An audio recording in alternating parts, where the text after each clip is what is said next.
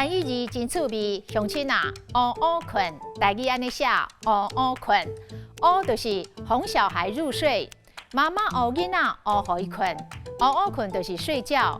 像讲囡仔嗷嗷困，一暝大一寸，嗷嗷困嘛会使讲圆圆困，啊讲到圆圆困，就受到咱遮熟悉的摇婴仔歌，婴仔圆圆困，一暝大一寸，婴仔圆圆笑，一暝大一笑。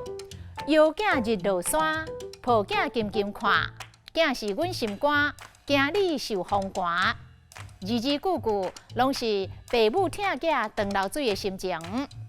圆圆困的困，爱困；食饱肚东哈稀人爱困，吃饱就很困，打哈欠想睡觉。啊那茶不喝饭不思，寝食难安，都是袂食袂困。伊的后生，互伊操心八百，是操甲袂食袂困。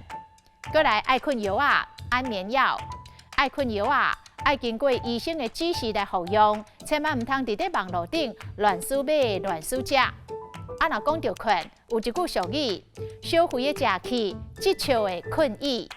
小肥的甲做草笑的师傅，总是甲好的成品留互人客卖一个好介绍，有欠点的才留咧家己使用。这句俗语来反映着台湾早期先民时代勤俭孝福的精神。今仔日的台语字“嗷嗷困”实在真趣味。